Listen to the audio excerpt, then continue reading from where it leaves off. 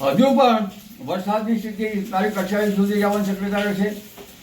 4/12/30મી તારીખ સુધી પણ ઝાપટા પડશે. પરંતુ ઉત્તર ગુજરાતમાં આજે જોવા જઈએ તો રોડ રસ્તાઓ બંધ કરવાની સ્થિતિ ઊભી થશે. મધ્ય ગુજરાતમાં પણ એવી સ્થિતિ થશે. આજે વરસાદ હોવા છતાં ઉત્તર ગુજરાતના ભાગો જળમગ્ન જેવા જોવા મળશે. જ્યાં જુઓ ત્યાં જળ પ્રલય હોય અથવા તો જળ સૈલાબ હોય તેવું જણાશે. આ ઉપરાંત પંચમહાલના કેટલાક ભાગો પણ જાગૃતિ રાખવી પડશે. ત્યાં પણ નિકાલ વ્યવસ્થા કરવાની યોગ્ય છે. સાબરકાંઠાના ભાગોમાં પણ નિકાલની વ્યવસ્થા યોગ્ય રહેશે, પાણી કરવાની યોગ્ય રહેશે. આ ઉપરાંત ઉત્તર ગુજરાતના કેટલાક ભાગોમાં પણ જળમગ્ન જે છે અને રસ્તાઓ રોડ બંધ થયા છે ત્યાં પણ થોડી જાગૃતિ રાખવી પડશે. ગામડામાં પાણી ભરાઈ ગયા છે તો તેના નિકાલની વ્યવસ્થા કરવી પડશે.